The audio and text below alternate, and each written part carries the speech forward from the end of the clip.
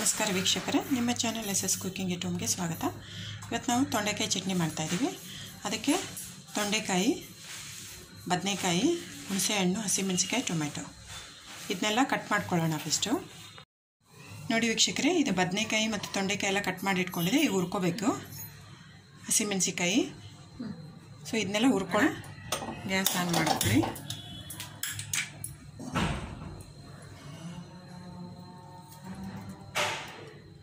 ನೋಡಿ, ಎಣ್ಣೆ ಹಾಕ್ಕೊಳ್ಳಿ. ಒಂದು 4 ರಿಂದ 5 ಟೇಬಲ್ ಸ್ಪೂನ್ ಎಣ್ಣೆ ಹಾಕ್ಕೊಳ್ಳಿ. ನೋಡಿ, ಎಣ್ಣೆ ಬಿಸಿ ಆದಮೇಲೆ ತೊಂಡೆಕಾಯಿ ಹಾಕಿ ಹುರ್ಕೋಬೇಕು. ಹಸಿಮೆಣಸಿನ್ಕಾಯಿ ಹಾಕ್ಕೊಳ್ಳೋಣ. ತೊಂಡೆಕಾಯಿ,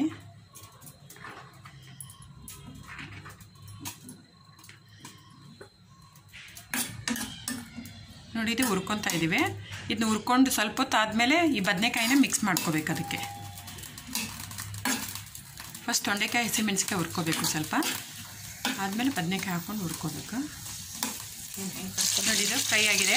ಈಗ ಬದನೆಕಾಯಿ ಹಾಕ್ಕೊಂಡು ಹುರ್ಕೊಳ್ಳೋಣ.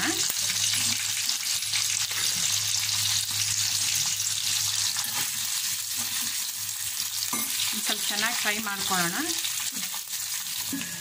ನೋಡಿ, ಇವಾಗ ಚೆನ್ನಾಗಿ ಹುರಿದಿದೆ. ಇದೊಂದು ಪಾತ್ರೆಯಲ್ಲಿ ತೆಗೆದು ಇಟ್ಕೊಂಡು ಅದೇ ಪಾತ್ರೆಯಲ್ಲೇ ಟೊಮೆಟೊ ಹಣ್ಣು ಹಾಕಿ ಹುರ್ಕೋಬೇಕು. ಇವಾಗ ಸ್ವಲ್ಪ ಎಣ್ಣೆ ಹಾಕ್ಕೊಂಡು ಎಕ್ಸ್ಟ್ರಾ ನೋಡಿ, ಮೆಂತೆಕಾಳು ಹಾಕ್ಕೊಳ್ಳೋಣ. ಇನ್ನೂ ಸ್ವಲ್ಪ ಟೊಮೆಟೊ ಹಾಕಿ ಹುರ್ಕೊಳ್ಳೋಣ.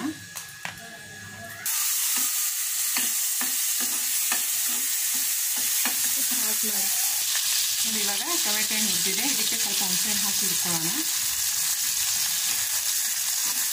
ಮೆತ್ತಗಾಗೋವರೆಗೂ 2 ರಿಂದ 3 ನಿಮಿಷ ಹುರ್ಕೊಳ್ಳೋಣ.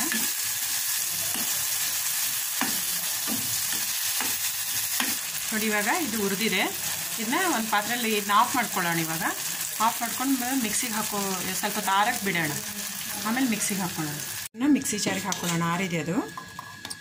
ಫಸ್ಟು ತೊಂಡೆಕಾಯಿ, ಬದನೆಕಾಯಿ ಮತ್ತು ಮೆಣಸಿಕಾಯಿ ಹುರಿದಿರೋದನ್ನ ಹಾಕ್ಕೊಳ್ಳೋಣ. ನಂತರ ಅದು ಟೊಮೆಟೊ ಹುರಿದಿರೋದನ್ನ ಹಾಕ್ಕೊಳ್ಳೋಣ.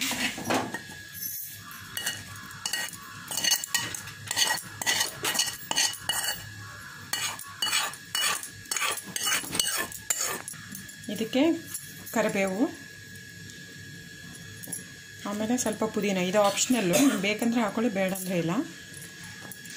ಆಮೇಲೆ ರುಚಿಗೆ ತಕ್ಕಷ್ಟು ಉಪ್ಪು ಹಾಕ್ಕೊಳ್ಳೋಣ.